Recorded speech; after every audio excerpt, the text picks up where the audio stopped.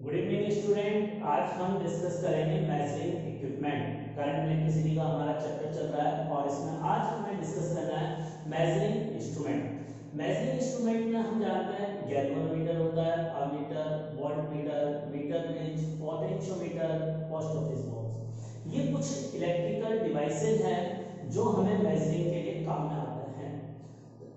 अब देखिए, हम इसमें सबसे पहले डिस्कस कर रहे हैं गैल्वेनोमीटर।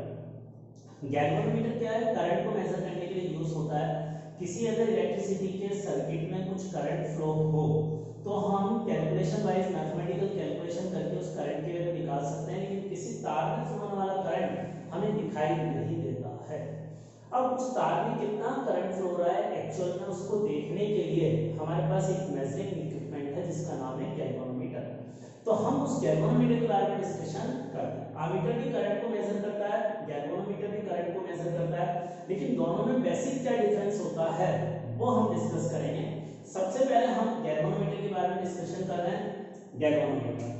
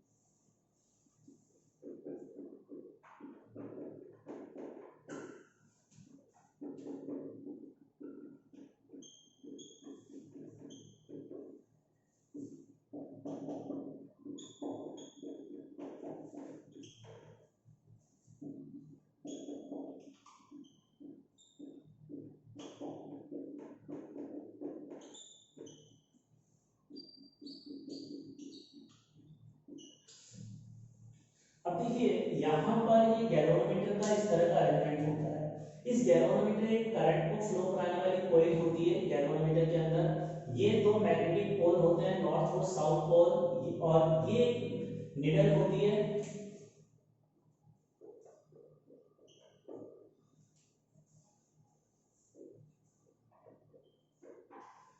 ठीक है, ये सारे गैल्वेनोमीटर के पार्ट हैं। गैल्वेनोमीटर के अंदर ये कॉइल होती है, स्केल होता है, निडल होती है, नॉर्थ और साउथ पोल होते हैं। सारे मैग्नेटिक जो भी इक्विपमेंट है सब गैल्वेनोमीटर के अंदर होते हैं। अब गैल्वेनोमीटर का यूज करते हैं करंट को मेजर करने के लिए। तो जिस करंट को हमें मेजर करना होता है उस करंट को हम इस गैल्वेनोमीटर की कॉइल में से पास कराते हैं। ये कॉइल में ऐसे घूमता हुआ करंट दूसरी तरफ से बाहर निकल जाता है।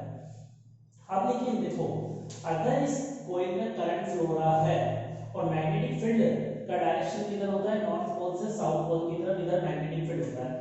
अब ये मैग्नेटिक फील्ड में अगर कोई कॉइल रखी होती है तो इस कॉइल पर ये मैग्नेटिक फील्ड इतना टॉर्क एक्सर्ट करता है। अब ये टॉर्क का फॉर्मूला है ना, हम आने वाले चैप्टर में डिस्कस करेंगे। अभी तो बस ये याद रखो। और इस वाले फॉर्मूले में ए का मतलब है ये जो कॉइल है इसका एरिया, इसमें एक से ज्यादा टर्न होते हैं। जैसे अपने पंखे के अंदर आपने देखा हो तो कॉइल होती है, उसमें बहुत सारे वायरिंग होती है, तो उस तरह की वायरिंग होती है। नंबर ऑफ टर्न इसमें बहुत सारे होते हैं।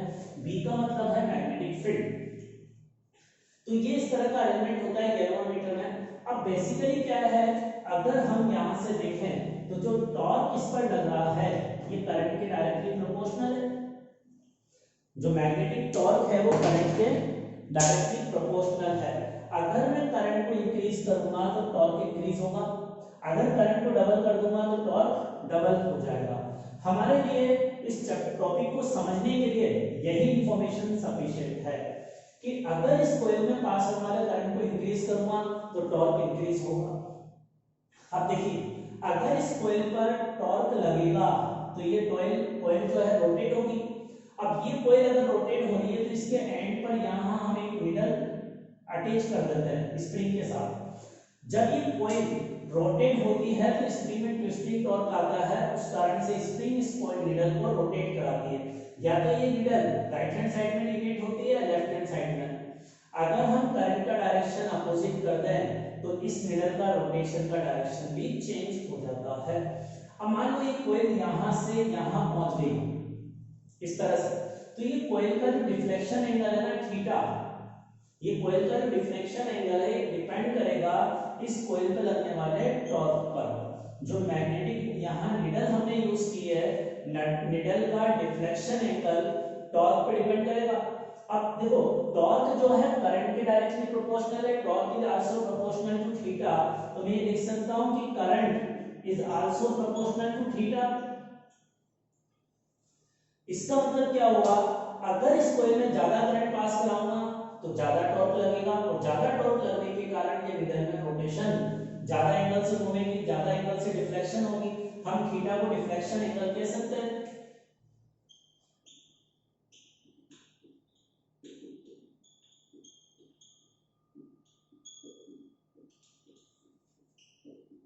तो theta is the deflection angle of the needle. तो इस तरह से ये गैल्वेनोमीटर का जो कंस्ट्रक्शन होता है इस तरह से होता है, और ये इस तरह से वर्किंग करता है गैल्वेनोमीटर। कर लें इसको नोट।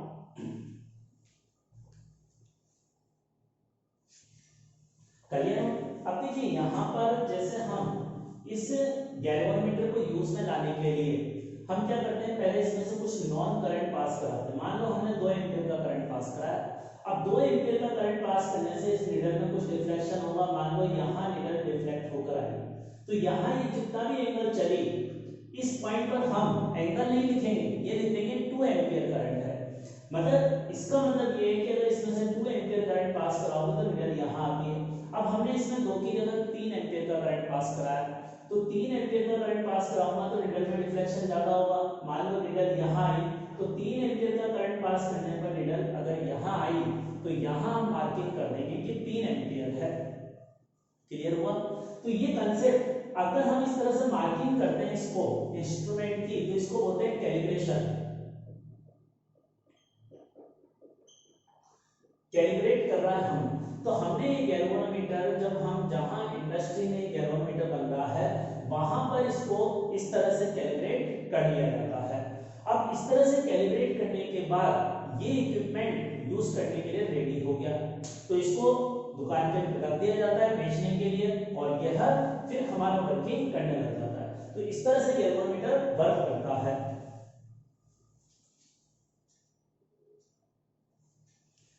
अब देखो इसके बाद गैल्वेनोमीटर की वर्किंग हो गई।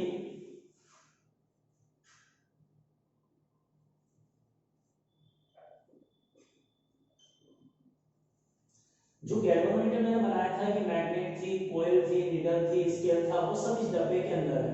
ये कॉइल वगैरह हमें जब हम इसको खरीद के लेकर आते हैं तो इस गैल्वेनोमीटर में हमें कॉइल बाहर से नजर नहीं आती, वो उसका इंटरनल मैकेनिज्म है। बाहर से तो हमें गैल्वेनोमीटर का जी लिखा आता है, और इस पर एक स्केल बना होता है। स्केल कुछ इस तरह का बना होता है। इस पर यहाँ एक मैग्नेटिक एक नीडल हमें जरूर नजर आएगी, यहाँ 0 लिख रहा होगा और यहाँ नंबरिंग होगी कि कितना एम्पीयर करंट है। और यहाँ पर ये जो है इस तरह का गैल्वेनोमीटर होता है। अब गैल्वेनोमीटर के अंदर जो कॉइल है वो वायर की बनी होती है, और वायर का कुछ ना कुछ रेजिस्टेंस होता है। तो उस पूरी कॉइल का जो रेजिस्टेंस है उसको हम आरजी के सिंबल से रिप्रेजेंट करते हैं।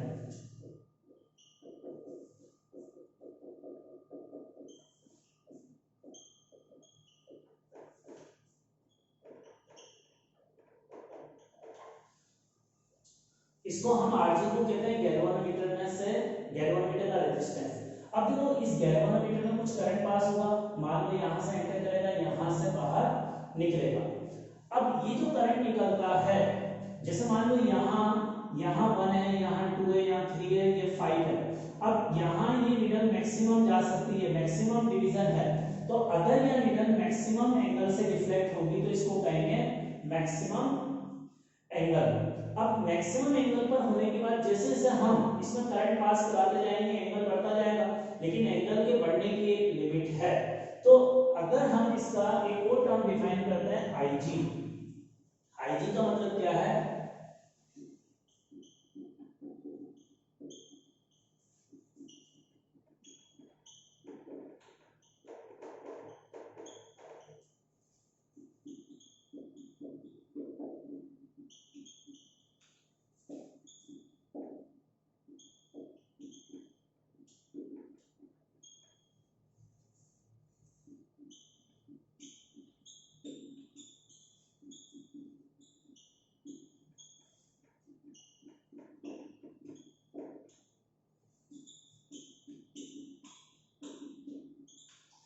ये आईजी का मतलब है।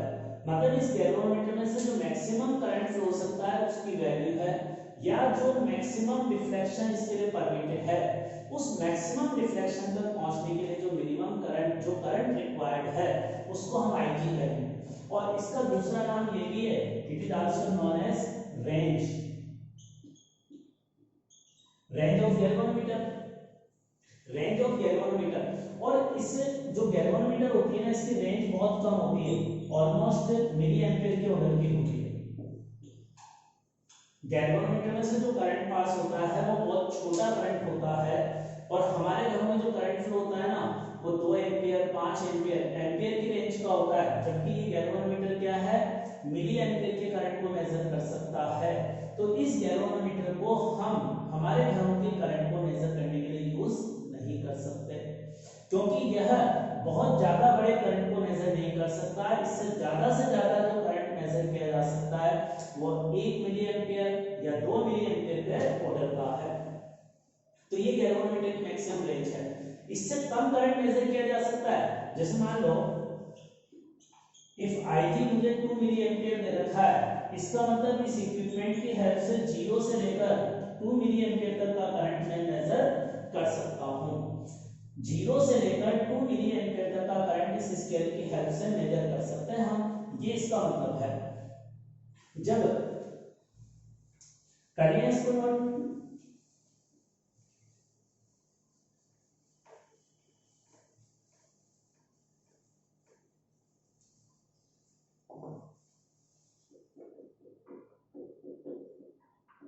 अब जैसे मान लो गैल्वेनोमीटर में नंबर ऑफ डिवीजन 50 है।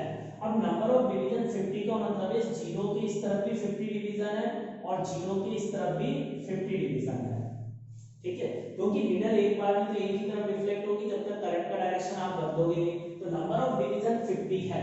अब अगर गैल्वेनोमीटर की रेंज हमें ये दे रखी है, तो इतना करंट अगर हम पास कराएंगे, 2 मिली एम्पियर का करंट पास कराएंगे, तो नंबर ऑफ डिवीजन कितना आएंगे, 50 डिवीजन पर नीडल का डिफ्लेक्शन होगा। अब लेकिन अगर मैं करंट 1 मिली एम्पियर का पास कराऊंगा तो नंबर ऑफ डिवीजन कितना डिफ्लेक्शन होगा, डिफ्लेक्शन कितने डिवीजन पर होगा, देखो 2 milli ampere per number of division 50 आ रहे हैं, तो अगर करंट आधा कर दिया तो नंबर ऑफ डिवीजन भी 25 पर आएगा। तो जो नंबर ऑफ डिवीजन है वो रहेंगे 50, लेकिन नीडल यहां डिफ्लेक्शन थी तो 25 डिवीजन पर डिफ्लेक्शन होगा नीडल का, ये इसका मतलब है। तो नंबर ऑफ डिवीजन इस तरह से हम देख सकते हैं। अब इसके अलावा एक और टर्म आती है,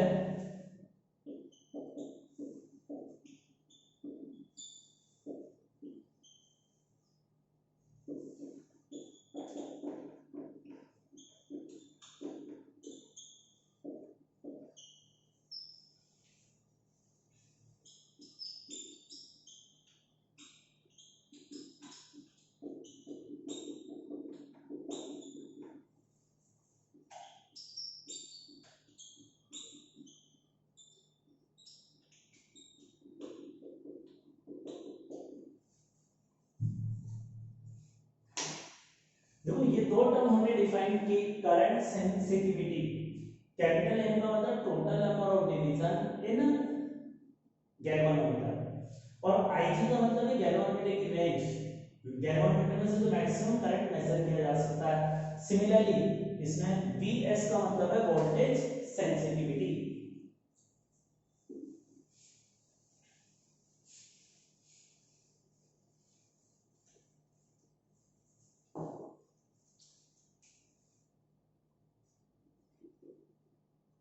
अब देखो यूनिट क्या होगी, नंबर ऑफ डिवीजन, तो डिवीजन, और ये मिली एम्पियर में तो डिवीजन पर मिली एम्पियर, ये करंट सेंसिटिविटी की यूनिट होती है।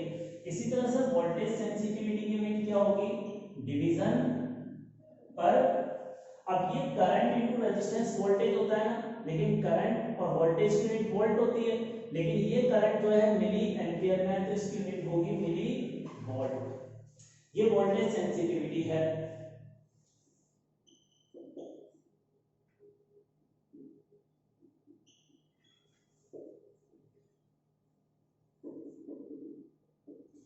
ये फॉर्मूला भी हम लिख सकते हैं, देखिए यहाँ पर n अपॉन IG की जगह करंट सेंसिटिविटी ऊपर लिख दूंगा तो ये एक्सप्रेशन आ जाएगा।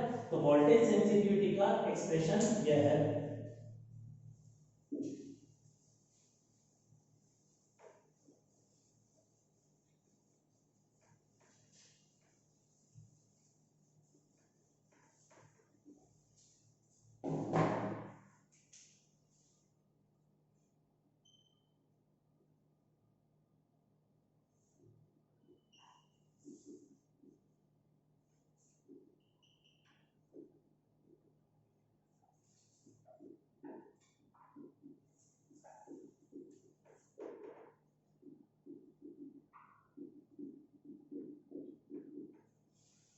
अब देखो इलेक्ट्रिक सर्किट में जो गैल्वेनोमीटर है इसका जो भी रेजिस्टेंस है, गैल्वेनोमीटर जस्ट एक रेजिस्टेंस की तरह काम करेगा।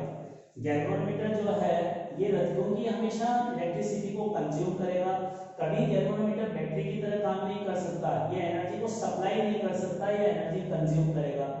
ठीक है, अब ये एनर्जी से कंज्यूम जो करेगा तो हमेशा ये गैल्वेनोमीटर एक रेजिस्टेंस की तरह काम करेगा और रेजिस्टेंस के जितने भी फॉर्मूले थे वो सब इस गैल्वेनोमीटर के लिए भी एप्लीकेबल होंगे।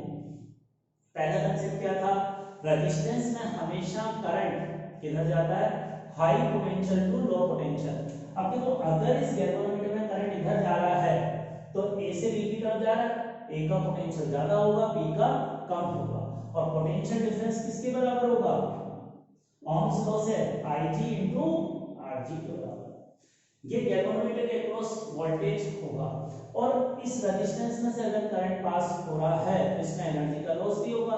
I स्क्वायर R से एनर्जी लॉस जो पावर के बराबर होता है वो निकाल सकते हैं, तो इसमें पावर डिसिपेट होगी वो भी हम I स्क्वायर R वाले फॉर्मूले से कैलकुलेट कर सकते हैं। तो ये एक रेजिस्टेंस है। अब देखो गैल्वेनोमीटर क्या मेजर करता है, गैल्वेनोमीटर उसमें से फ्लो होने वाले करंट को मेजर करता है। गैल्वेनोमीटर हमेशा उसके अंदर से फ्लो होने वाले करंट को मेजर करता है।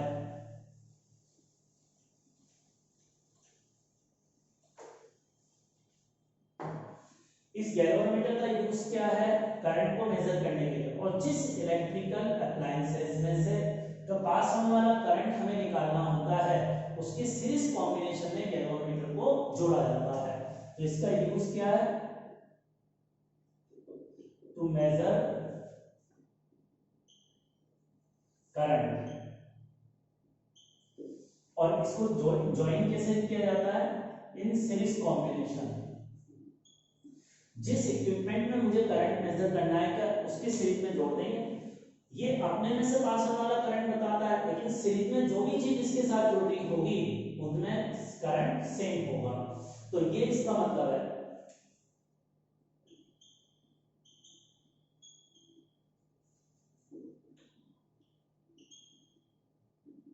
अब देखो जो आइडियल गैल्वेनोमीटर होता है ना उसका रेजिस्टेंस 0 होता है। आइडियल गैल्वेनोमीटर का रेजिस्टेंस 0 के बराबर होता है और अच्छा गैल्वेनोमीटर वो होता है जिसका रेजिस्टेंस कम से कम हो।